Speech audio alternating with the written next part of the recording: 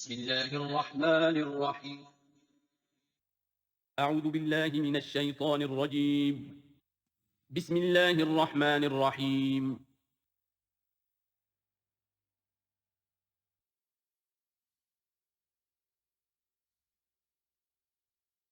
الحمد للہ وکفا والصلاة والسلام علی عباده الذین اصطفى خصوصاً علی افضلهم وخاتم النبیین محمد الامین وعلی آلہ وصحبہ اجمعین. اما بعد فاعوذ باللہ من الشیطان الرجیم. بسم اللہ الرحمن الرحیم. افتطمعون ان یؤمنوا لکم وقد کان فریق منہم یسمعون کلام اللہ ثم یحرفونہ من بعد ما عقلوہ وهم یعلمون. صدق اللہ العظیم. رب اشرح لي صدري ويسر لي امري واحلل عقدة من لساني يفقهوا قولي. اللهم ربنا الهمنا رشدنا واعذنا من شرور انفسنا. اللهم ارنا الحق حقا وارزقنا اتباعه وارنا الباطل باطلا وارزقنا اجتنابه. اللهم وفقنا لما تحب وترضى. اللهم ربنا آنس وحشتنا في قبورنا وارحمنا بالقرآن العظيم. اللهم اجعله لنا إماما ونورا وهدى ورحمة. اللهم ذكرنا منه ما نسينا وعلمنا منه ما جهلنا وارزقنا تلاوته آناء الليل وآناء النهار واجعله لنا حجة يا رب العالمين آمين. اب تک ہم نے سورہ بقرہ کے 8 رکوع اور اس پر مستزاد صرف 3 آیات کا مطالعہ کیا ہے. آج میں چاہتا ہوں کہ ہماری رفتار قدرے تیز ہو. تو یہ جو سلسلہ مضمون چل رہا ہے، خطاب بے امت سابقہ امت مسلمہ بنی اسرائیل، ان کے ساتھ خطاب کا سلسلہ سورہ بقرہ میں 5ویں رکوع سے شروع ہوا اور 15ویں رکوع کے آغاز تک چلے گا. یہ 10 رکوع ہے. عرض کر چکا ہوں بار بار، اور اس کو میں چاہتا ہوں آپ اچھی طرح ذہن نشین کر لیں کہ اس میں سے پہلا رکوع جو ہے وہ دعوت کا ہے، وہ بہت فیصلہ کن ہے. یہی وجہ ہے کہ دیکھیے اس رکوع کا آغاز ہوا یا بنی اسرائیل اذکروا نعمتی التی انعمت علیکم وَأَوْفُوا بِعَهْدِي أُوفِ بِعَهْدِكُمْ وَإِيَّايَ فَارْهَبُونِ. اور خود بخود ظاہر ہو رہا ہے اسلوب کلام سے کہ اگلے رکوع سے بات کا رنگ بدل گیا ہے. یا بنی اسرائیل اذکروا نعمتی التی انعمت علیکم وانی فضلتکم علی العالمین واتقوا یوما لا تجزی نفس عن نفس شیئا ولا يقبل منها شفاعۃ ولا یؤخذ منها عدل ولا هم ينصرون. یہ تہدید کا انداز ہے، دھمکی کا انداز ہے. تو میں نے عرض کیا تھا کہ 5واں رکوع اس خطاب میں بمنزلہ فاتحہ ہے، بہت اہم. اور بقیہ جو 9 رکوع ہیں ان میں بریکٹ کا انداز ہے کہ 2 آیتوں سے بریکٹ شروع ہوتی ہے، انہی 2 آیتوں پر بریکٹ ختم ہوگی. یہ ملامت کیا کا خطاب ہے اور ان کے خلاف ایک مفصل فرد قرارداد جرم جو ہے وائد کی گئی ہے، جس کے نتیجے میں وہ اس منصب سے معزول کر دیے گئے جس پر 2000 برس سے فائز تھے، اور ان کی جگہ پر اب امت محمد، نئی امت مسلمہ علی صاحب الصلاۃ والسلام، اب اس کا نصب، اس کی انسٹالیشن اور اس کی انسٹالیشن سیریمنی کے طور پر تحویل قبلہ کا معاملہ. یہ ربط کلام اگر سامنے نہ رہے تو انسان کھو جاتا ہے قرآن مجید کی طویل صورتوں کو پڑھتے ہوئے کہ بات کہاں سے چلی تھی، کدھر جا رہی ہے، کیا ربط ہے، کیا تعلق ہے، سیاق کلام کیا ہے. اس کو میں اس لیے بار بار، حالانکہ مجھے معلوم ہے کہ وقت کم ہے لیکن میں اس چیز کو زیادہ اہمیت دے رہا ہوں. اب ان 9 رکوعوں کے مضامین میں کچھ تو واقعات ہیں، تم نے یہ کیا، تم نے یہ کیا، تم نے یہ کیا.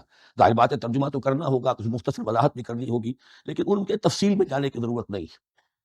لیکن آپ نے دیکھا کہ کچھ واقعات کے بعد پھر کچھ ایسے یونیورسل ٹروتھس بیان ہوئے ہیں، ایسے عظیم حقائق، یہ جو ابدی حقائق ہیں، ان کا کسی وقت سے، کسی قوم سے، کسی خاص گروہ سے تعلق نہیں. وہ تو اصول ہیں، سنت اللہ ہم انہیں کہہ سکتے ہیں. یہ اللہ کے جو عام قوانین ہیں، قواعد ہیں اس کائنات میں. ایک تو قوانین ہے طبعیہ، فزیکل لاز، ایک مورل لاز ہے کہ جو اس دنیا میں اللہ تعالیٰ کی طرف سے کار فرما ہے. تو جہاں وہ مورل لاز آتے ہیں جنہیں آپ کہا کرتے تھے جب بچپن میں کہانی پڑھی اور کہانی کے بعد لکھا اس کا مورل لیسن کیا ہے، اس کہانی سے سبق کیا حاصل ہوا، تو تھوڑے تھوڑے وقفے کے بعد وہ آیات آتی ہیں کہ جو اس گویا کہ اس سلسلہ کلام کے اندر یہ انتہائی اہمیت کی حامل ہے، اس لیے کہ وہ یونیورسل اہمیت کی حامل ہیں اور ان میں در حقیقت ایک رہنمائی پوشیدہ ہے موجودہ امت مسلمہ کے لیے. مثلا جتنا حصہ ہم اب تک پڑھ چکے ہیں ان میں سے پہلے تو وہ آیت یاد کیجئے وَضُرِبَتْ عَلَيْهِمُ الذِّلَّةُ وَالْمَسْكَنَةُ وَبَاءُوا بِغَضَبٍ مِّنَ اللَّهِ.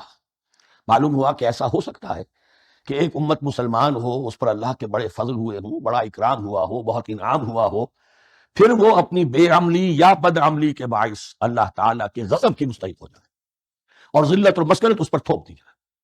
یہ ایک یونیورسل ٹروتھ وہاں سے نکل آیا کہ ہمیں سوچنا ہوگا. یہ ایک لمحہ فکریہ ہے امت مسلمہ کیا کہ کیا ہم تو کہیں آج اس پوزیشن میں نہیں ہیں. حدیث میں آپ کو سنا چکا ہوں لَيَأْتِيَنَّ عَلَىٰ أُمَّتِي مَا أَتَىٰ عَلَىٰ بَنِي إِسْرَائِيلَ حَسْبَ النَّعْلِ بِالنَّعْلِ.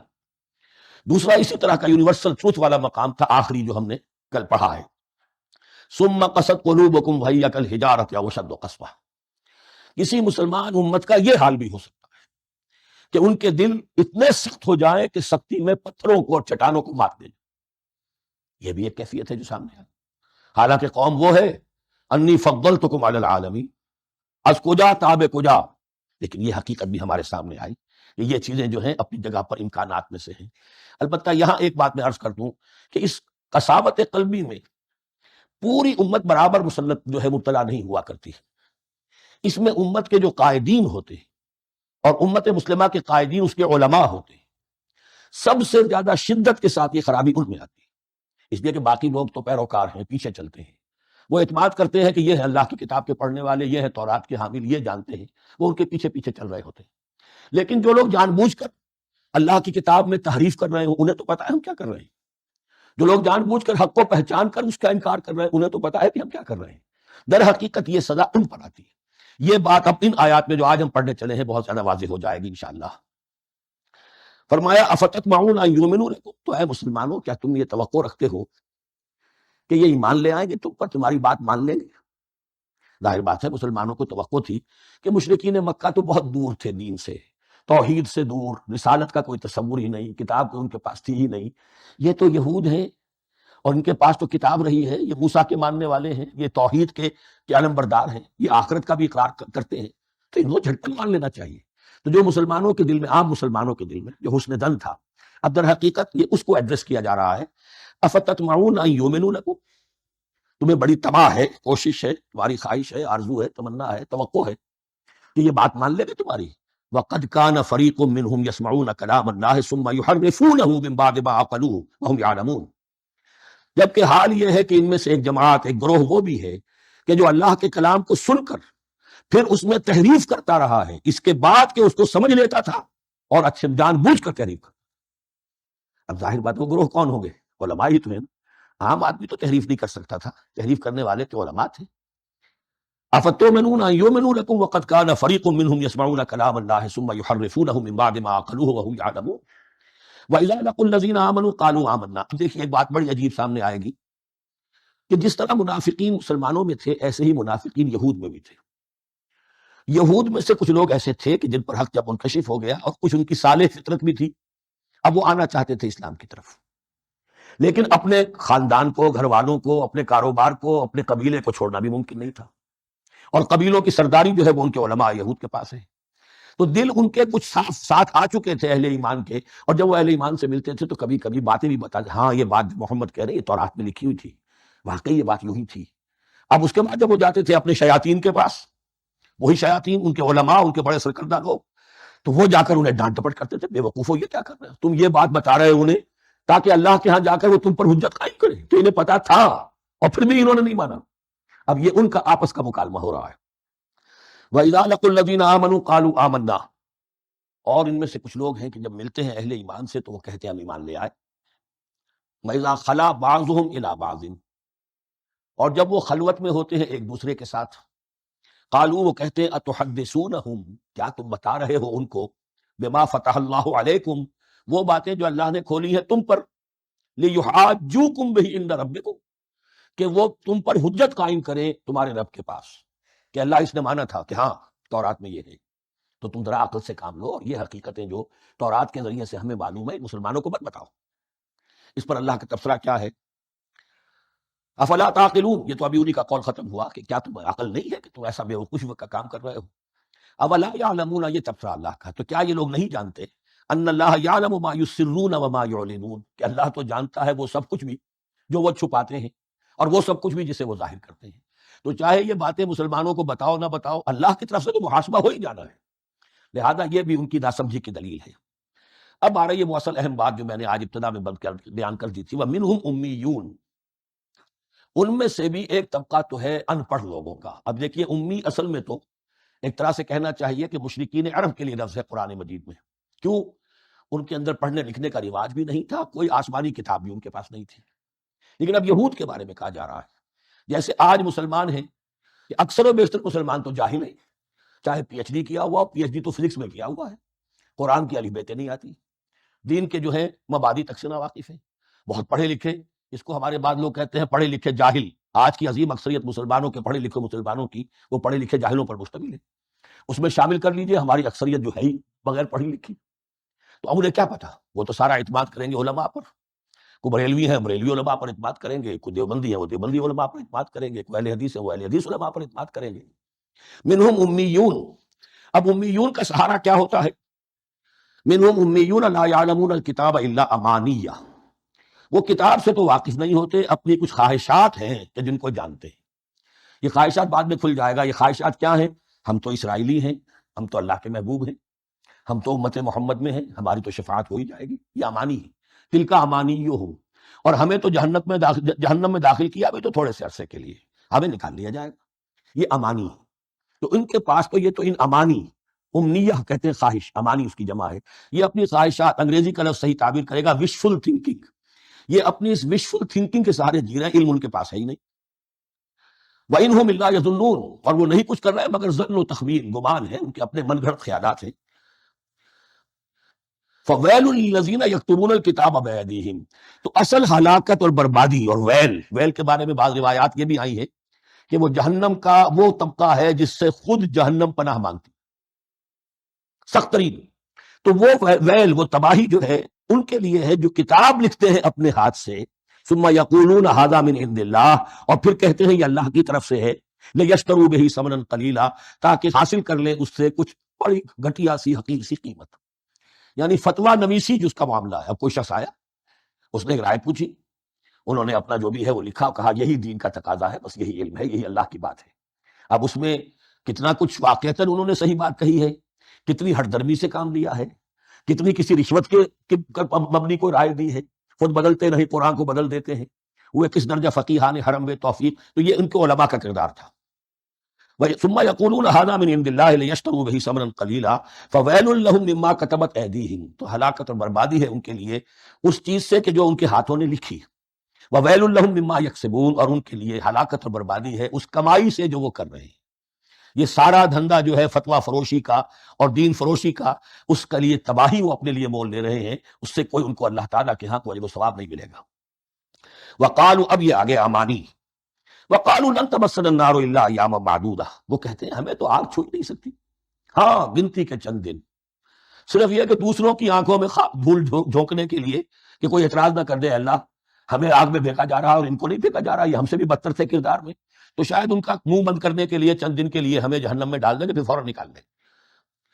وقالوا لن تمسنا النار الا ایاما معدودہ، اور وہ کہتے ہیں کہ نہیں چھو سکتی ہمیں آگ مگر گنتی کے چند دن۔ قل اتخذتم عند اللہ عہدا، ان سے کہیے کیا تم نے اللہ سے کوئی عہد لے لیا ہے، کوئی قول و قرار ہو گیا ہے؟ فلن یخلف اللہ عہدا، کہ تمہیں یہ یقین ہے کہ اللہ اپنے عہد کے خلاف نہیں کرے گا؟ ام تقولون علی اللہ ما لا تعلمون، یا تم اللہ کی طرف اس بات کی نسبت کر رہے ہو، تہمت جب لگا رہے ہو، جڑ رہے ہو یہ بات اللہ پر جو تم نہیں جانتے، جس کے لیے تمہارے پاس کوئی علم نہیں ہے۔ بلا من کسب سیئۃ، اب یہ انتہائی وہ یونیورسل ٹروتس جو ہے جو میں نے کہا تھا، ابدی حقائق، اس کی عظیم ترین حقیقت آ رہی ہے، نوٹ کیجئے۔ بلا، کیوں نہیں، من کسب سیئۃ، جس شخص نے جان بوجھ کر ایک گناہ کمایا، لیکن گناہ بڑا، کبائر، صغائر نہیں، سیئۃ، یہ اس کی جو تنکیر ہے وہ ایک کا فائدہ بھی دے رہی ہے اور تفخیم کا بھی، جس نے بھی جان بوجھ کر کسبا، ایک گناہ کمایا، وَأَحَاطَتْ بِهِ خَطِیئَتُهُ، اور اس کی خطا نے اس کا گھیراؤ کر لیا، یعنی ایک ہی گناہ ہے، سود کھا رہا ہے، باقی نماز ہے، تہجد ہے، یہ ہے وہ ہے، لیکن اس ایک گناہ کی برائی بھی اتنی اس کے گرد جو ہے چھا جائے گی کہ پھر اس کی یہ ساری نیکیاں ختم ہو کر ایک گناہ۔ بلا من کسب سیئۃ واحاطت بہ خطیئتہ فاولئک اصحاب النار هم فیہا خالدون، اس میں ہمارے مفسرین نے یہ لکھا ہے کہ اس کی خطا کاری اتنی اس کے اوپر چھا جائے کہ ایمان کا کوئی اثر باقی نہ رہے۔ اور المعاصی برید الکفر، یہ علماء کے ہاں اصول ہے کہ یہ جو گناہ ہوتے ہیں یہ ڈاک ہے کفر کی، ہوتے ہوتے گناہ پر مداومت اگر اس پر چلتا ہے تو اصل میں ہوتے ہوتے ہوتا یہ ہے کہ اسے پتہ بھی نہیں ہوتا، وہ اپنے آپ کو مسلمان سمجھتا ہے، اندر سے ایمان ختم ہو چکا ہوتا ہے، دیمک کی طرح جو ہے وہ دروازے کی چوکھٹ جو ہے کھائی گئی، اوپر صرف ایک ونیئر لگا ہوا ہے جو نظر نہیں آ رہا۔ یہ عقل جو ہے اللہ نے دیمک کو بھی دی ہے کہ چھوٹی سی چھپٹی چھوڑ دینا تاکہ دھوکہ کھاتے رہیں لوگ گھر والے، باقی یہ کہ اندر سے کھوکھلا کر دیا۔ اولئک اصحاب النار، یہ آگ والے ہیں، ہم فیہا خالدون، جو اس میں ہمیشہ ہمیشہ رہیں گے۔ یہ ہے قاعدہ کلیہ قرآن کا قطعی اور ابدی فیصلہ۔ والذین آمنوا وعملوا الصالحات، ہاں اس کے برعکس کے لوگ ایمان لائیں اور نیک عمل کریں۔ اب نیک عمل میں ہر شخص نے اپنا اپنا نظریہ بنا رکھا ہے۔ مراد نیک عمل قرآن مجید کا کیا ہے؟ دین کے سارے تقاضوں کو ادا کرنا، وہ نیک عمل ہوگا۔ آپ نے ایک نیکی لے لی، یتیم خانہ کھول دیا، بڑی فاؤنڈیشن بنا دی، بیواؤں کا انتظام ہو رہا ہے، لیکن کاروبار میں سودی لین دین ہے، جھوٹ ہے، فریب ہے، دھوکہ ہے، سب چل رہا ہے۔ تو یہ نہیں ہے۔ دین کے تقاضے یہ بھی ہے کہ دین کو قائم کرنے کی جد و جہد میں لگو، اس کی شرائط پوری کرو۔ تو فرمایا والذین آمنوا وعملوا الصالحات اولئک اصحاب الجنہ ہم فیہا خالدون، وہ ہیں جنت والے اور وہ اس میں ہمیشہ ہمیشہ رہیں گے۔ وَإِذْ أَخَذْنَا مِيثَاقَ بَنِي إِسْرَائِيلَ لَا تَعْبُدُونَ إِلَّا اللَّهَ، اور یاد کرو جب کہ ہم نے بنی اسرائیل سے عہد لیا تھا تم نہیں عبادت کرو گے کسی کی سوائے اللہ کے۔ وَبِالْوَالِدَيْنِ إِحْسَانًا، اور اس کے ساتھ دوسرا حکم، اور یہ اہم مقام ہے کہ اللہ کے حق کے فوراً بعد والدین کے حق کا ذکر قرآن مجید میں 4 مقامات پر آیا، ان میں سے ایک مقام یہ ہے وَبِالْوَالِدَيْنِ إِحْسَانًا، والدین کے ساتھ نیک سلوک کرو گے، وَذِي الْقُرْبَىٰ، اور قرابت داروں کے ساتھ بھی، وَالْيَتَامَىٰ، اور یتیموں کے ساتھ بھی، وَالْمَسَاکِینَ، اور محتاجوں کے لیے بھی، وَقُولُوا لِلنَّاسِ حُسْنًا، اور لوگوں سے اچھی بات کہو، اچھی بات کہو، صحیح بات کہو، امر بالمعروف کرتے رہو، نیکی کی دعوت دیتے رہو۔ وَأَقِیمُوا الصَّلَاةَ وَآتُوا الزَّکَاةَ، نماز قائم کرو، قبائل قائم رکھو اور زکوٰۃ ادا کرو گے، یہ گویا کہ معاہدہ ہو رہا ہے۔ ثُمَّ تَوَلَّیْتُم، پھر دیکھو تم نے اس سے پیٹھ موڑ لی، الا قلیلا منکم، سوائے تم میں سے تھوڑے سے لوگوں کے، وانتم معرضون، اور تم ہو ہی پھر جانے والے، تمہاری یہ عادت کہ گویا کہ طبیعت ثانیہ ہے۔ اب ایک خاص مثال آ رہی ہے، اس کے بعد پھر ایک بہت بڑا یونیورسل ٹروتھ آئے گا۔ مثال کیا ہے؟ اللہ نے ان سے عہد لیا تھا وَإِذْ أَخَذْنَا مِيثَاقَكُمْ، ہم نے تم سے یہ عہد بھی لیا تھا لا تسفكون دماءكم، دیکھو اپنا خون نہیں بہاؤ گے، یعنی آپس میں جنگ نہیں کرو گے، لڑو گے نہیں، تم بنی اسرائیل ایک وحدت بن کر رہو گو، جیسے کہ قرآن مجید میں آیا ہے انما المؤمنون اخوۃ، تم بھائی بھائی ہو، لا تسفكون دماءكم، اپنا خون نہیں بہاؤ گے، ولا تخرجون انفسکم من دیارکم، اور نہ ہی تم نکالو گے اپنے کچھ لوگوں کو ان کے گھروں سے۔ اب یہاں مجھے وضاحت کرنی پڑے گی ورنہ بات سمجھ میں نہیں آئے گی کہ جب حضرت یوشع ابن نون کی سرکردگی میں بنی اسرائیل نے فلسطین کو فتح کرنا شروع کیا، اور سب سے پہلے جیریکو فتح کیا گیا شہر، اس کے بعد جب سارا فلسطین فتح کر لیا تو انہوں نے ایک مرکزی حکومت قائم نہیں کی، 12 قبیلوں نے 12 حکومتیں بنا لی، جیسے 12 چشمے تھے پانی کے ویسی 12 حکومتیں۔ اب ظاہر بات ہے جہاں 12 حکومتیں ہوں گی تو وہ طوائف الملوکی جس کو کہتے ہیں، آپس کی کھٹپٹ ہوتی تھی، جنگیں ہوتی تھی، پھر ان میں سے ایک دوسرے پر حملہ کر کے وہاں کے لوگوں کو نکال باہر کرتے تھے، بھاگنے پر مجبور کر دیتے تھے، تو یہ تھی ان کی کیفیت۔ لیکن اس کے بعد پھر جب وہ لوگ چلے گئے کہیں کفار کے ملک میں چلے گئے، اب کفار نے جو ہے ان کو لا کر اور ان کے سامنے ان کے ہاں بیچنا چاہا، کیونکہ غلام بن گئے وہاں جا کر، یا انہوں نے غلام بنا لیا، تو اب فدیہ دے کر چھڑا رہے ہیں کہ ہمیں حکم دیا گیا ہے کہ جو بھی تمہارا اسرائیلی بھائی ہو اس کو فدیہ دے کر چھڑا لو اگر کہیں وہ اسیر ہو جائے۔ تو ایک حکم کو تو مانا نہیں اور دوسرے پر عمل ہو رہا ہے۔ حکم تو یہ تھا کہ آپس میں خون ریزی کرو ہی نہیں، وہ اس حکم کو تو توڑ دیا، لیکن بڑے متقیانہ انداز میں اب جو اس وقت اس کی وجہ سے جو غلام بن گئے یا اسیر ہو گئے اب ان کو چھڑوا رہے ہیں کہ اللہ کا حکم ہے، شریعت کا حکم ہے۔ یہ ہے وہ تضاد جو مسلمان امتوں کے اندر ہو جاتا ہے، اس پر آئے گا وہ یونیورسل ٹروتھ۔ وَإِذْ أَخَذْنَا مِيثَاقَكُمْ لَا تَسْفِكُونَ دِمَاءَكُمْ، جب یاد کرو جب کہ ہم نے تم سے عہد لیا تھا کہ تم اپنا خون نہیں بہاؤ گے، وَلَا تُخْرِجُونَ أَنفُسَكُم مِّن دِيَارِكُمْ، اور نہ ہی تم اپنے آپ کو اپنے لوگوں کو ان کے گھروں سے نکالو گے، ثُمَّ أَقْرَرْتُمْ وَأَنْتُمْ تَشْهَدُونَ، پھر تم نے اقرار کیا تھا اس عہد کو اور قول و قرار کو مان لیا تھا پورے شعور کے ساتھ، تشہدون مانتے ہوئے، ثُمَّ أَنْتُمْ هَؤُلَاءِ، پھر تم ہی ہو وہ تو تقتلون أنفسكم، اپنے ہی لوگوں کو قتل بھی کرتے ہو، وَتُخْرِجُونَ فَرِيقًا مِّنكُم مِّن دِيَارِهِمْ، اور اپنے ہی لوگوں میں سے کچھ لوگوں کو ان کے گھروں سے باہر نکالتے ہو، تظاہرون علیہم بالاسم والعدوان، ان پر چڑھائی کرتے ہو گناہ کے ساتھ بھی اور زیادتی کے ساتھ بھی، وَإِن يَأْتُوكُمْ أُسَارَىٰ، اور اگر وہ قیدی بن کر تمہارے پاس آتے ہیں تفادوہم، تو اب تم ان کا فدیہ دے کر انہیں چھڑاتے ہو، وَهُوَ مُحَرَّمٌ عَلَيْكُمْ إِخْرَاجُهُمْ، حالانکہ ان کا تو نکالنا ہی تم پر حرام کیا گیا تھا۔ اب یہ واقعہ آپ نے پڑھ لیا، سمجھ لیا، اب دیکھیے اس سے جو سبق ہے، مورل لیسن ہے جو ابدی ہے، افتؤمنون ببعض الکتاب وتکفرون ببعض، تو کیا تم ہماری شریعت کے ایک حصے کو مانتے ہو اور ایک کو نہیں مانتے؟ اب دیکھیے یہ الفاظ اب ہوں گے تعویل عام، جہاں کہیں بھی یہ طرز عمل ہوگا تو یہ آیت اس کو کور کرے گی۔ افتؤمنون ببعض الکتاب وتکفرون ببعض، تو کیا تم مانتے ہو ہماری کتاب کے ایک حصے کو اور ایک کو نہیں مانتے؟ فما جزاء من يفعل ذلك منکم، تو نہیں ہے کوئی سزا اس کی جو یہ حرکت کرے تم میں سے، الا خزی فی الحیات الدنیا، سوائے اس کے کہ دنیا کی زندگی میں رسوائی ہو، ذلت ہو، ویوم القیامہ، اور قیامت کے دن یردون الی اشد العذاب، وہ لوٹا دیے جائیں شدید ترین عذاب میں، وما اللہ بغافل عما تعملون، اور اللہ تعالیٰ غافل نہیں ہے اس سے جو تم کر رہے ہو۔ آج امت مسلمہ پر 100% یہ آیت منطبق ہو رہی، پورے دین پر چلنے کو تیار نہیں۔ ہر گروہ نے کوئی ایک شے حلال کر لی، ملازم پیشہ طبقہ ہے، رشوت حلال ہے، کیا کرے، اس کے بغیر گزارا نہیں ہوتا۔ کاروباری طبقہ ہے، سود، کیا کرے، اس کے بغیر تو یہ کاروبار چلتا نہیں۔ فلاں ہر ایک کے لیے، ہر ایک نہیں، تو نیکی اور بدی کا ایک امتزاج ہے۔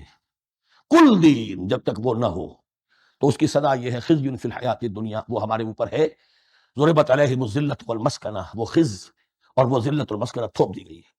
باقی رہ گیا قیامت کا معاملہ، ویوم القیامت یردون الی اشد العذاب، شدید ترین عذاب میں۔ تو اپنے طرز عمل سے تو ہم اس کے مستحق ہو گئے ہیں، باقی اللہ تعالیٰ کی رحمت جو ہے دستگیری فرما لے، اس کا اختیار ہے۔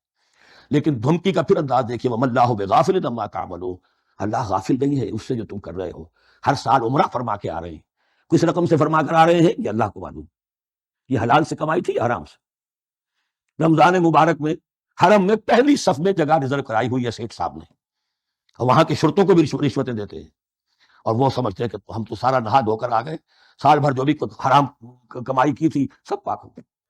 اللہ نا واقف نہیں ہے، اللہ تمہاری داڑھیوں سے دھوکہ نہیں کھائے گا، اللہ تمہارے اماموں سے اور ابا اور قبا سے دھوکہ نہیں کھائے گا۔ He knows you through and through. He sees you through and through. وَمَا اللَّهُ بِغَافِلٍ عَمَّا تَعْمَلُونَ أُولَٰئِكَ الَّذِينَ اشْتَرَوُا الْحَيَاةَ الدُّنْيَا بِالْآخِرَةِ، یہ وہ لوگ ہیں جنہوں نے دنیا کی زندگی اختیار کر لی ہے آخرت کو چھوڑ کر۔ فَلَا يُخَفَّفُ عَنْهُمُ الْعَذَابُ وَلَا هُمْ يُنصَرُونَ، تو اب ان کے لیے نہ تو ان سے عذاب میں تخفیف کی جائے گی اور نہ ان کی کوئی مدد کی جائے گی۔ وَلَقَدْ آتَيْنَا مُوسَى الْكِتَابَ وَقَفَّيْنَا مِن بَعْدِهِ بِالرُّسُلِ، اور ہم نے موسیٰ کو کتاب دی، تورات، اور قفینا من بعدہ بالرسل، اور پھر اس کے بعد پے بپے لگاتار ہم رسول بھیجتے رہے۔ ایک بات نوٹ کر لیجیے گا، لفظ رسول اور لفظ نبی میں کچھ فرق ہے، اس وقت تفصیل میں جانے کا موقع نہیں ہے، لیکن یہ تین جوڑے الفاظ کے ایسے ہیں قرآن مجید کی اصطلاحات کے کہ وہ تینوں مترادف کے طور پر بھی استعمال ہو جاتے ہیں اور علیحدہ علیحدہ اپنا مفہوم بھی رکھتے ہیں۔ اور اس کا ایک اصول یہ علماء نے بنایا ہے کہ اذا اجتمع تفرقا واذا تفرقا اجتمعا، ایک ہے ایمان اور اسلام، اب یہ بھی مسلم مومن ایک ہی شے ہے، لیکن یہ کہ ایک شے تو نہیں ہے، کچھ فرق بھی ہے۔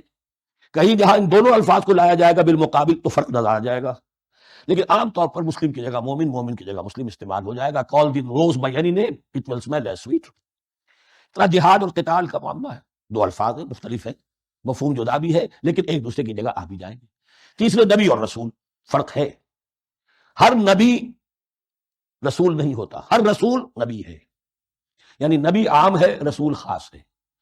نبی کو جب کسی خاص قوم کی طرف معین طور پر بھیج دیا جاتا ہے تب وہ رسول ہو جاتا ہے، اس سے پہلے اس کی حیثیت ایک ولی اللہ کی ہے، بہت اعلیٰ درجے کا اللہ کا دوست اور ولی جس پر وحی آ رہی ہے۔ عام ولی اللہ میں اور نبی میں فرق یہ ہے، ان پر وحی آتی ہے، ان پر وحی نہیں آتی، لیکن اس نبی کو اگر اب آپ بھیج دیں گے کہ جاؤ اذهب الى فرعون، اب وہ رسول ہو گئے، جاؤ مدین کی طرف الی مدین اخاہم شعیبا، اب رسول ہو گئے۔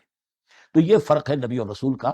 جیسے آپ کے ہاں سی ایس پی کارڈر ہے، اب وہ ڈی سی بھی لگ سکتا ہے، کہیں وہ جوائنٹ سیکرٹری لگا ہوا ہے، کہیں ناپسندیدہ آدمی ہے تو او ایس ڈی لگایا ہوا ہے کہیں، لیکن اس کا کارڈر برقرار رہے گا، سی ایس پی تو ہے۔ اسی اعتبار سے ہر نبی ہر حال میں نبی ہے، لیکن اس کو اضافی کیفیت ملتی ہے رسول کی۔ اور ایک بات یہ نوٹ کر لیجئے، نبیوں کو قتل بھی کیا گیا ہے، رسول قتل نہیں ہو سکتے۔ اللہ کا فیصلہ یہ ہے کہ لاغلبن انا ورسولی، میں اور میرے رسول تو غالب آ کر رہیں گے۔ جب بھی کسی قوم نے کسی رسول کی جان لینے کی کوشش کی ہے، اس قوم کو برباد کر دیا گیا اور رسول اور اس کے ساتھیوں کو بچا لیا گیا۔ یہ معاملہ ہوا ہے اللہ کا تمام رسولوں کے ساتھ، نبیوں کے ساتھ نہیں۔ حضرت یحییٰ نبی تھے، قتل کر دیے گئے، حضرت عیسیٰ رسول تھے، قتل نہیں کیے جا سکتے تھے، ان کو زندہ آسمان پر اٹھا لیا گیا، اب وہی دوبارہ آئیں گے۔ تو رسول جو ہے وہ قتل نہیں ہوتا، اور اسی اعتبار سے حضور کی بڑی گہری تمنا تھی، لَوَدِدتُّ أَنْ أُقْتَلَ فِي سَبِيلِ اللَّهِ ثُمَّ أُحْيَا ثُمَّ أُقْتَلَ ثُمَّ أُحْيَا، میری بڑی خواہش ہے میں اللہ کی راہ میں قتل ہو جاؤں، پھر زندہ کیا جاؤں، پھر قتل کیا جاؤں، پھر اللہ کی راہ میں پھر زندہ کیا جاؤں، پھر قتل کیا جاؤں۔ لیکن اللہ نے یہ خواہش آپ کی پوری نہیں کی، اس لیے کہ آپ اللہ کے رسول تھے۔ اب یہاں نوٹ کیجئے گا، یہاں لفظ رسول تو آ گیا ہے لیکن یہ نبی کے معنی میں ہے. اب فیدا من بعدہ بالرسل، اس لیے کہ رسول حضرت موسیٰ کے بعد حضرت عیسیٰ ہی ہیں، درمیان میں پروفٹس ہیں، یہ prophets of the old testament, یہ انبیاء ہیں لیکن ان کے لیے لفظ رسول آ گیا ہے. وآتینا عیسیٰ ابن مریم البینات وایدناہ بروح القدس، اور ہم نے عیسیٰ کو بڑی واضح نشانیاں دی، حصی معجزات جتنے حضرت مسیح کو دیے گئے ہیں ویسے اور کسی نبی کو نہیں دیے گئے. یہ بعد میں تذکرہ آ جائے گا سورہ آل عمران میں. اور ہم نے مدد کی ان کی روح القدس کے ساتھ، حضرت جبرائیل کی خاص تائید انہیں حاصل تھی. ظاہر بات ہے، میں نے عرض کیا ہے کہ جو معجزہ ہوتا ہے وہ کسی نبی کی اپنی طاقت سے اس کا ظہور نہیں ہوتا، رسول کی کسی طاقت سے، یا کرامت کسی ولی اللہ کے اپنے اختیار میں نہیں ہوتی، یہ اللہ کی طرف سے، اور اس کے لیے ظہور جو ہوتا ہے وہ فرشتوں کے ذریعے سے. ایدناہ بروح القدس. افکلما جاءکم رسول بما لا تہوی انفسکم، اب یہاں پر تبصرہ ہو رہا ہے جو بھی کچھ یہود نے کیا حضرت مسیح کے ساتھ، وہ چونکہ معلوم ہے اس کا تذکرہ نہیں کیا، صرف اس پر تبصرہ ہو رہا ہے. تو جب بھی کبھی تمہارے پاس کوئی رسول آیا، بما لا تہوی انفسکم، وہ چیز لے کر جو تمہارے جیوں کو، تمہارے من کو بھائی نہیں، اچھی نہیں لگی، استکبرتم، تم نے استکبار کیا، وہی استکبار جو عزازیل نے کیا تھا اور ابلیس بن گیا. ابا واستکبر، استکبرتم ففریقا کذبتم وفریقا تقتلون، تو کچھ کو تو تم نے صرف ان کی تردید ہی کی اور کچھ کو تم نے قتل بھی کیا. تقتلون، تو یہ انبیاء کے قتل ہو سکتا ہے. اور نمبر 2 ایک رائے یہ دی گئی ہے، تقتلون جو ہے قتل تم نہیں آیا ہے، یہ فعل مضارع ہے، اور فعل مضارع کے اندر ایک فعل جاری رہتا ہے، ختم نہیں ہوتا، گویا کہ تم قتل کرنے کی کوشش کرتے رہے. بعض لوگوں کی تو جان کے در پہ ہو گئے. وقالوا قلوبنا غلف، اور انہوں نے کہا ہے کہ ہمارے دل تو غلافوں کے اندر بند ہیں. یہ اس کو ملائیے پہلی آیت جو آج ہم نے پڑھی ہے، افتطمعون ان یؤمنوا لکم، تو اے مسلمانوں کیا تم یہ توقع رکھتے ہو اور چاہتے ہو کہ یہ تمہاری بات مان لیں گے؟ ان کی اس خواہش کے جواب میں جو وہ کہتے تھے وہ یہ قول ہے، وقالوا قلوبنا غلف، ہمارے دل خلافوں میں ہیں، میاں تمہاری بات ہم پر اثر نہیں کر سکتی، جاؤ کسی اور سے بات کرو. آج بھی آپ کو یہ الفاظ سننے کو مل جائیں گے، قلوبنا غلف، ہمارے دل تو غلافوں میں ہیں، بڑے مضبوط ہیں، مستحکم ہیں، تمہاری بات اس میں گھر کر ہی نہیں سکتے. بل لعنہم اللہ بکفرہم، یہ ہے تبصرہ. جس کو یہ کہہ رہے ہیں کہ ہمارے دل محفوظ ہیں اور غلافوں میں ہیں، حقیقت میں تو ان پر لعنت ہو چکی ہے اللہ کی طرف سے ان کے کفر کی وجہ سے. فقلیلا ما یؤمنون، تو واقعتاً اب کم ہی ہوں گے ان میں سے جو ایمان لائیں. ولما جاءہم کتاب من اللہ مصدق لما معہم، اب یہاں پر ذکر ہو رہا ہے خود حضور صلی اللہ علیہ وسلم کا. اور جب آ گئی ان کے پاس کتاب اللہ کے پاس سے، یعنی یہ قرآن، مصدق لما معہم، جو اس کی تصدیق کرتے ہوئے آیا جو ان کے پاس ہے. میں اس کی وضاحت کر چکا ہوں، قرآن ایک طرف تصدیق کرتا ہے تورات اور انجیل کی، اور دوسری طرف وہ مصداق بن کر آیا ہے تورات اور انجیل کی پیشن گوئیوں کا. وَكَانُوا مِن قَبْلُ يَسْتَفْتِحُونَ عَلَى الَّذِينَ كَفَرُوا، اور ان کا حال یہ تھا کہ وہ آخری کتاب اور آخری نبی کے حوالے اور واسطے سے اللہ تعالیٰ سے فتح کی دعائیں کیا کرتے تھے کافروں کے خلاف. ہوتا کیا تھا کہ یہ 3 قبیلے مدینے میں آ گئے کہ جو یہودی تھے، بنو قینقاع، بنو نذیر اور بنو قریظہ. اسی میں وہاں رہتے تھے اوس اور خزرج جو یمن سے آئے تھے، اصل عربی قبائل تھے. پھر آس پاس کے قبائل بھی تھے، وہ سب کے سب امیین میں سے تھے، ان کے پاس نہ کوئی کتاب، نہ کوئی شریعت، نہ کسی نبوت سے آگاہ. اب ان کے آپس میں جب لڑائیاں ہوتی تھی اور یہ مار کھاتے تھے، سرمایہ دار تھے، دولت والے تھے، عام طور پر بزدل تھے، لہذا جب بھی کبھی مقابلہ ہوتا تھا مار کھاتے تھے. تو وہاں یہ کہا کرتے تھے کہ ابھی تو تم ہمیں مار لیتے ہو، دبا لیتے ہو، نبی آخری زمان کی آنے کا وقت آ چکا ہے، وہ نئی کتاب لے کر آئیں گے، جب وہ آئیں گے ہم ان کے ساتھ ہو کر جب تم سے جنگ کریں گے تو تم ہمیں شکست نہیں دے سکو گے، ہمیں فتح حاصل ہوگی. اور دعا کیا کرتے تھے اللہ اس نبی آخر الزمان کا ظہور جلد ہو تاکہ اس کے واسطے سے اور اس کے ذریعے سے اس کے صدقے ہمیں فتح مل سکے. یہ دعائیں تھیں، کیونکہ خزرج اور اوس کے لوگوں نے ان کی یہ دعائیں سنی ہوئی تھی. یہی وجہ ہے کہ حج میں سن 11 نبوی کے حج میں یا سن 10 نبوی کے حج میں جب وہاں پر 6 آدمیوں سے حضور نے بات کی جو خزرج کے تھے، سب کے سب انہوں نے کلنکیوں سے ایک دوسرے کو دیکھا، معلوم ہوتا ہے یہ وہی نبی ہے جن کا ذکر یہ یہودی کرتے ہیں. تو اس سے پہلے کہ وہ ایمان لائے تم ایمان لے، گویا کہ وہ علم بالواسطہ طور پر جو انہیں پہنچا تھا وہ ان کے لیے کتنا بڑا سرمایہ بن گیا، ان کی نجات کا ذریعہ بن گیا. اور وہ علم جو ان کے پاس تھا تعصب کی وجہ سے اور تکبر کی وجہ سے وہ اسی طرح رہ گئے. فذهب الله بنورهم وتركهم في ظلمات لا يبصرون صم بكم عمي فهم لا يرجعون. ولما جاءهم كتاب من عند الله مصدق لما معهم وكانوا من قبل يستفتحون على الذين كفروا فلما جاءهم ما عرفوا كفروا. تو جب ان کے پاس آ گئے وہ چیز جسے انہوں نے پہچان لیا پھر انہوں نے کفر کیا. فلعنت اللہ علی الکافرین، تو اللہ کی لعنت ہے ایسے کافروں پر. بئس ما اشتروا به انفسهم، ان یکفروا بما انزل اللہ بغیا ان ینزل اللہ من فضلہ علی من یشاء من عبادہ، بہت بری شے ہے جس کے عوض کہ انہوں نے اپنی جانوں کو فروخت کر دیا. یعنی دنیا کا حقیر سا نفع، یہاں کی حقیر سی مسندیں، یہاں کا جو بھی چودراہٹیں ہیں، جو بھی ان کی حیثیت ہے، صرف اس کا قربانی دینے کو تیار نہیں. یہی تو سبب ہے، اس کی وجہ سے کفر کر رہے ہیں پہچان کر. تو بری ہے وہ شے جس کے لیے انہوں نے اپنے آپ کو بیچ دیا. ان یکفروا، کہ وہ کفر کر رہے ہیں اس وجہ سے، بما انزل اللہ بغیا، جو اللہ نے نازل فرمایا ہے. اور کفر کیوں کر رہے ہیں؟ اس زدم زدہ میں، ان ینزل اللہ من فضلہ علی من یشاء من عبادہ، کہ اللہ تعالیٰ نے نازل کر دیا ہے اپنے اس فضل میں سے اپنے بندوں میں سے جس پر چاہا.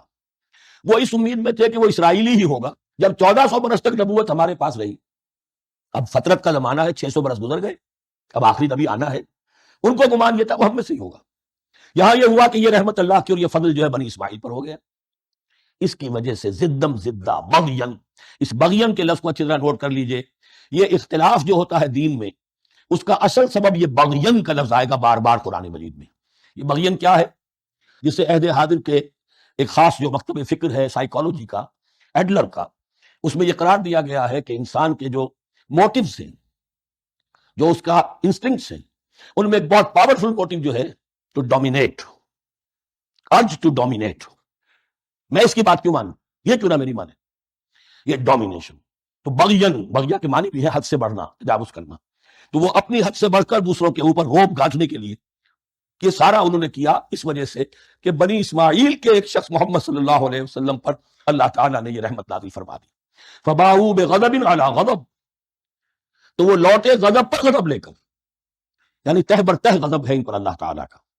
وللکافرین عذاب مہین، اور ایسے کافروں کے لیے اہانت آمیز، مہین اہانت سے بنا ہے، اہانت آمیز عذاب ہے.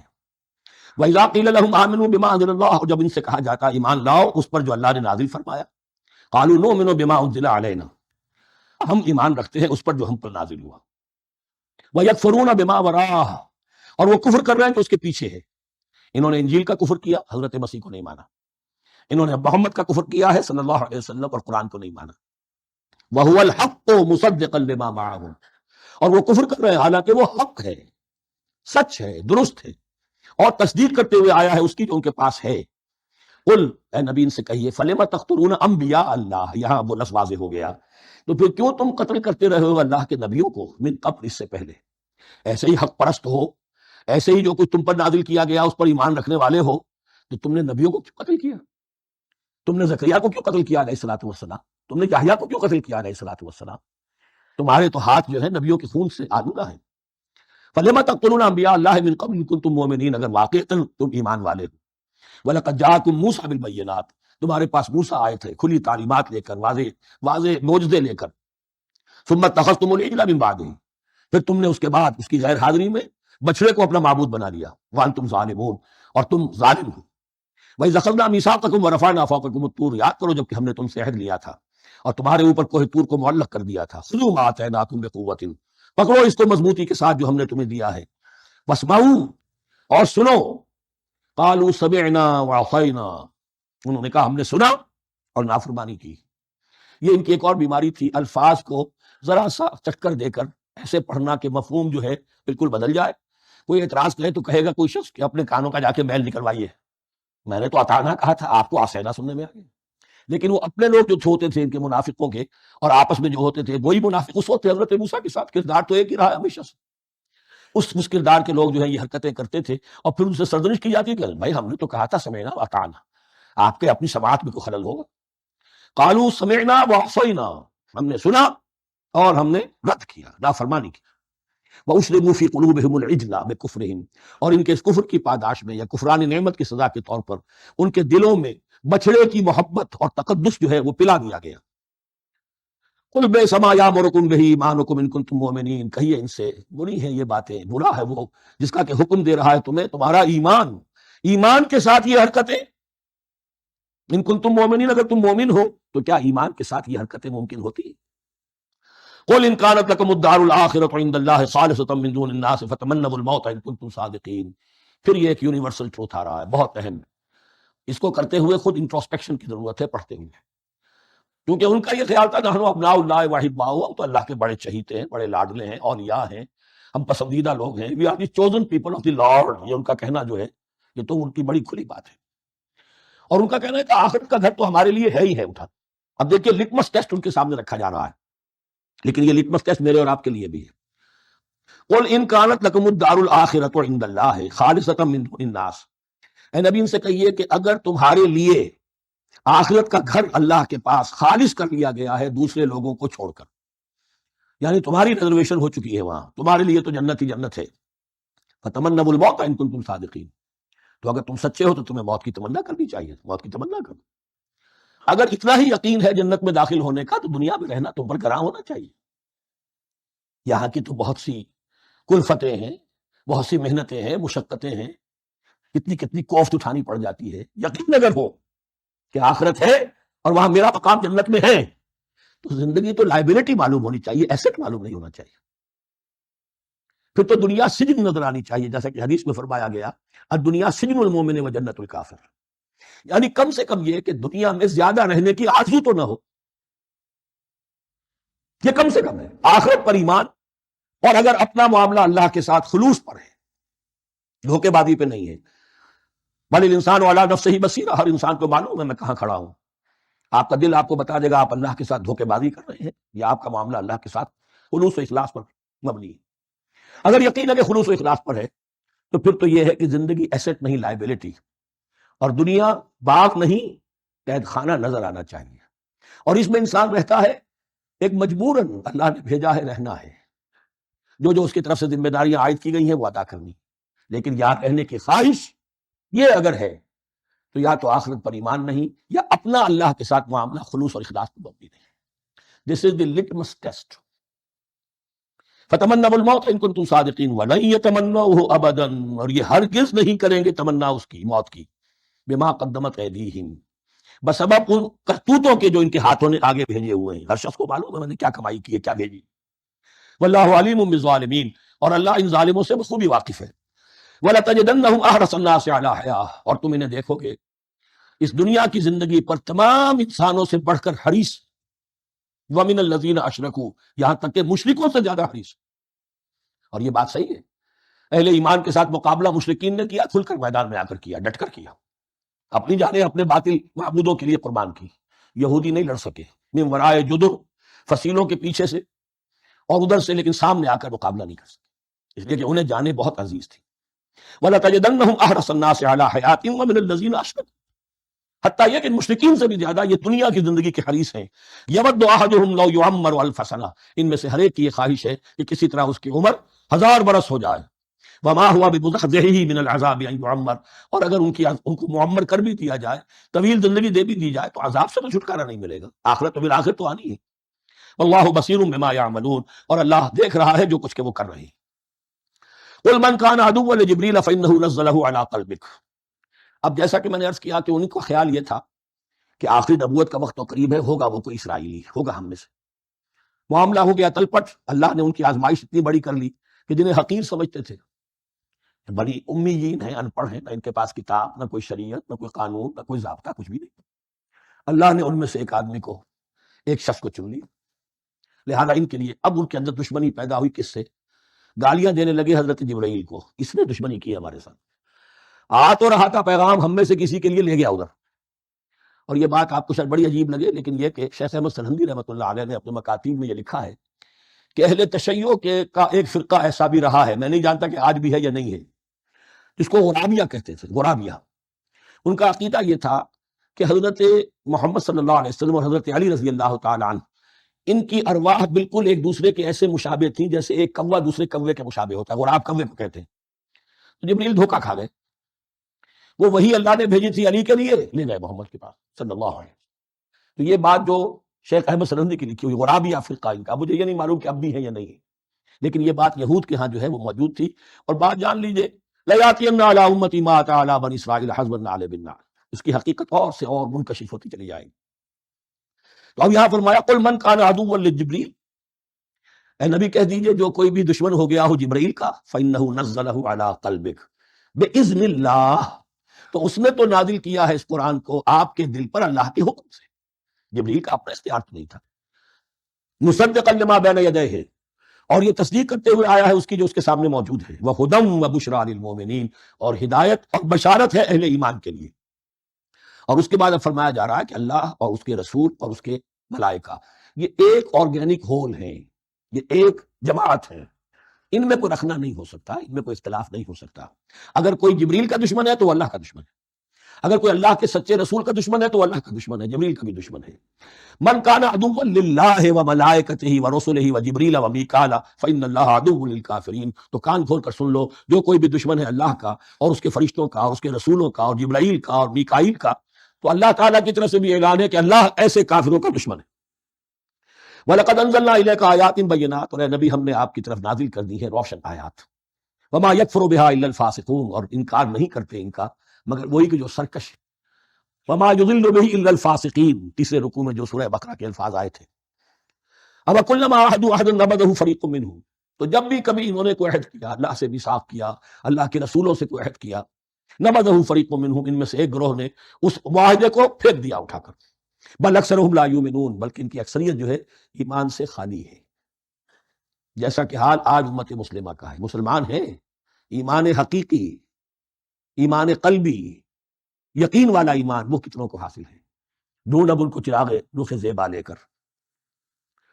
وَلَمَّا جَاءَهُمْ رَسُولٌ مِّنْ عِندِ اللَّهِ مُصَدِّقٌ لِّمَا مَعَهُمْ نَبَذَ فَرِيقٌ مِّنَ الَّذِينَ أُوتُوا الْكِتَابَ، پھر وہی بات، اور جب آئے ان کے پاس اللہ کی طرف سے ایک رسول یعنی محمد صلی اللہ علیہ وسلم، مصدق لما معہم، اور تصدیق کرتے ہوئے آئے ہیں اس کی جو ان کے پاس موجود ہے، ان کے ساتھ ہے، نبذ فریق من الذین اوتوا الکتاب کتاب اللہ وراء ظہورہم، ان کی ایک گروہ، ان کی ایک جماعت نے اللہ کی کتاب کو اپنی پیٹھوں کے پیچھے پھینک دیا، کانہم لا یعلمون، گویا کہ وہ جانتے ہی نہیں، انجانے سے وہ کر رہے گئے، ہمیں کچھ پتہ نہیں۔ ان کے عوام پوچھتے ہوں گے کیا یہ وہی نبی ہے جن کا ذکر کیا بولے، کوئی یقین سے نہیں کہہ سکتے، کچھ نہیں، ابھی دیکھیں گے، تیل دیکھو تیل کی دھار دیکھو، کانہم لا یعلمون، جیسے انہیں علم نہیں۔ وَاتَّبَعُوا مَا تَتْلُو الشَّيَاطِينُ عَلَىٰ مُلْكِ سُلَيْمَانَ، اب ایک اور حقیقت نوٹ کیجئے، جب کسی مسلمان امت میں دین کی اصل حقیقت، اصل تعلیمات سے بہت پیدا ہوتا ہے تو رجحان کدھر ہو جاتا ہے؟ جادو ٹونا ٹوٹکا تعویذ، عملیات، قرآن کی عملیات۔ قرآن اترا تھا کسی اور کے لیے، کام کے لیے، یہ اس کو ذریعہ بناتے ہیں دشمن کو دیر کرنے کے لیے۔ محبوب آپ کے قدموں میں آ کر گرے گا، عمل قرآنی ہے، اتنے 100 روپے کا آپ لیجیے، یہ تو مل جائے گا۔ یہ دندے ہمارے ابھی چل رہے ہیں، خوب چلتے ہیں، اور میں سمجھتا ہوں کہ سب سے زیادہ فلرشنگ کاروبار جو ہے وہ اس طرح کا ہے۔ ہنگ لگے نہ پھٹکڑی، نہ آپ کو اس میں محنت کرنے کی ضرورت ہے، نہ اس کے اندر آپ کو انویسٹ کرنے کی ضرورت ہے، اور کاروبار چلتا۔ تو وہاں بھی کیا ہوا، وَاتَّبَعُوا، جب دین کی اصل حقیقت کو دور پھینک دیا، انہوں نے پیروی کی اس کی، مَا تَتْلُو الشَّيَاطِينُ عَلَىٰ مُلْكِ سُلَيْمَانَ، جو شیاطین جن جو تھے، علی ملک سلیمان سے مراد ہے علی عہد ملک سلیمان، حضرت سلیمان کے زمانے میں، چونکہ اللہ تعالیٰ نے ان جنات کو حضرت سلیمان کے تابع کر دیا تھا، تو وہاں پر چونکہ ان کا اب جو ہے کوئی میل جول زیادہ تھا لوگوں کے ساتھ، تو وہ انہیں کچھ اس قسم کی چیزیں سکھاتے رہتے تھے، گویا کہ اندر سے تخریب کاری۔ وَاتَّبَعُوا مَا تَتْلُو الشَّيَاطِينُ عَلَىٰ مُلْكِ سُلَيْمَانَ وَمَا كَفَرَ سُلَيْمَانُ وَلَٰكِنَّ الشَّيَاطِينَ كَفَرُوا، اور سن لو، سلیمان نے کبھی کفر نہیں کیا، بلکہ یہ شیاطین تھے کہ جو کفر کرتے تھے۔ جادو کفر ہے، لیکن آپ کو نقش سلیمانی آج تک بھی لفظ ملے گا، نقش سلیمانی۔ آج بھی مسلمان بھی ان چیزوں کو حضرت سلیمان کی طرف منسوب کر رہے ہیں، وہ ظلم اب بھی جاری ہے۔ وما کفر سلیمان ولکن الشیاطین کفروا یعلمون الناس السحر، وہ لوگوں کو جادو سکھاتے تھے۔ وما انزل علی الملکین ببابل ہاروت و ماروت، اور جو کچھ نازل کیا گیا دو فرشتوں پر، ہاروت اور ماروت پر، بابل میں۔ بابل یہ ہے پرانا عراق، بیبلونیا۔ نبوکدنضر بھی بیبلونیا کا بادشاہ تھا، نمرود بھی بیبلونیا کا بادشاہ تھا۔ عراق کے بادشاہوں کا لقب ہی تھا نمرود، نماردہ اس کی جمع ہے۔ تو حضرت سلیمان کی حکومت جب تھی تو وہاں پر یہ لوگ جنات جو ہیں وہ اس قسم کی تخریب کاری کر رہے تھے، تو اللہ تعالیٰ نے آخری آزمائش کے لیے دو فرشتوں کو زمین پر اتارا، اور وہ انسانی شکل میں لوگوں کو جادو سکھاتے تھے، بتاتے بھی جاتے تھے دیکھو جادو کفر ہے، ہم سے مت سیکھو، لیکن اس کے باوجود لوگ سیکھتے تھے، تو گویا کہ ان پر اتمام حجت ہو گیا کہ اب ان کے اندر خباثت جو ہے پوری طریقے سے گھر کر چکی ہے۔ وما يعلمان من احد، اور وہ نہیں سکھاتے تھے کسی کو بھی، حتی یقولا انما نحن فتنۃ فلا تکفر، یہاں تک کہ وہ کہہ دیتے تھے کہ دیکھو ہم تمہاری آزمائش کے لیے بھیجے گئے ہیں، ہم فتنہ ہیں، تو تم کفر مت کرو۔ فیتعلمون منہما ما یفرقون به بین المرء وزوجہ، تو وہ سیکھتے تھے ان دونوں سے وہ شے کہ جس کے ذریعے سے تفریق کر سکے ایک شخص اور اس کی بیوی کے درمیان، تفرقہ ڈالنا گھروں کے اندر، فساد۔ اب بھی یہ عورتوں کے اندر یہ کام بڑی تیزی کے ساتھ چلتے ہیں، تعویذ اور دھاگے اور نہ معلوم کیا کچھ گنڈے چلتے ہیں۔ وما هم بضارین بہ من احد، اور نہیں تھے وہ ضرر پہنچانے والے کسی کو کچھ بھی الا باذن اللہ۔ ایمان کا تقاضا یہ ہے کہ چاہے کوئی دوا ہو وہ بھی باذن رب کام کرے گی، ورنہ نہیں۔ کوئی اور اسباب طبیعیہ ہیں، ان کے بھی اثرات ظاہر ہوں گے اگر اللہ چاہے گا، اس کے بغیر کچھ نہیں ہو سکتا۔ جادو کا بھی اثر ہوگا تو اللہ کے اذن سے ہوگا۔ تو بندہ مومن کو ڈٹے رہنا چاہیے اور مقابلہ کرنا چاہیے۔ وما هم بضارین بہ من احد الا باذن اللہ ویتعلمون ما یضرهم ولا ينفعهم، اور وہ سیکھتے تھے ان سے وہ چیزیں جو ان کے لیے مضرت بخش تھی، ضرر پہنچانے والی، اور انہیں نفع نہیں پہنچاتی تھی۔ وَلَقَدْ عَلِمُوا لَمَنِ اشْتَرَاهُ مَا لَهُ فِي الْآخِرَةِ مِنْ خَلَاقٍ، حالانکہ یہ بات ان کے علم میں آ چکی تھی کہ جس نے بھی اس چیز کو حاصل کیا، جادو سیکھا، اس کا پھر آخرت میں کوئی حصہ نہیں ہے۔ وَلَبِئْسَ مَا شَرَوْا بِهِ أَنفُسَهُمْ، اور بری تھی وہ چیز جس کے لیے انہوں نے اپنے آپ کو فروخت کر دیا۔ لَوْ كَانُوا يَعْلَمُونَ، کاش کہ انہیں علم ہوتا۔ وَلَوْ أَنَّهُمْ آمَنُوا وَاتَّقَوْا، اور اگر وہ ایمان رکھتے اور تقوی کی روش اختیار کرتے، لَمَثُوبَةٌ مِّنْ عِندِ اللَّهِ خَيْرٌ، تو بدلہ پاتے اللہ کی طرف سے بہت ہی اچھا، بہت خیر۔ لَوْ كَانُوا يَعْلَمُونَ، کاش کہ ان کو معلوم ہوتا۔ یا ایھا الذین آمنوا لا تقولوا رأینا وقولوا انظرنا واسمعوا، اب ایک اور مثال ان کی، وہ تو تھے منافقین بنی اسرائیل جن کا ذکر ہوا، سمعنا وعصینا۔ اب یہاں یہ منافقین جو یہاں پر مسلمانوں میں شامل ہو گئے تھے، یہود کے زیر اثر لوگ، اور آ گئے ہیں مسلمانوں میں بھی، اب ان کا معاملہ کیا تھا؟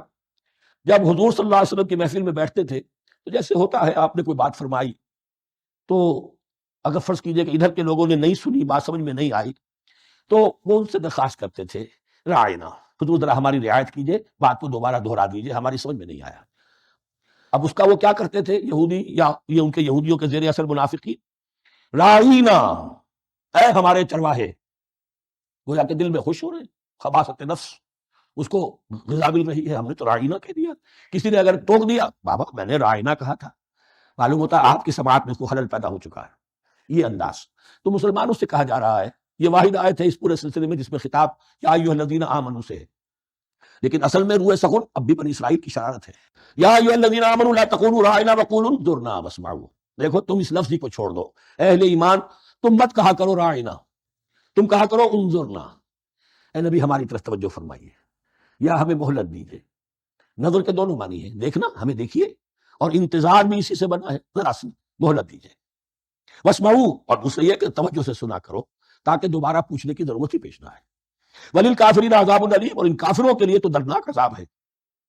ما یود الذین کفروا من اہل الکتاب ولا المشرکین ان ینزل علیکم من خیر من ربکم، اور نہیں چاہتے وہ لوگ کہ جنہوں نے کفر کیا ہے اہل کتاب میں سے اور مشرکین میں سے بھی، کہ نازل ہو تم پر کوئی بھی خیر تمہاری رب کی طرف سے۔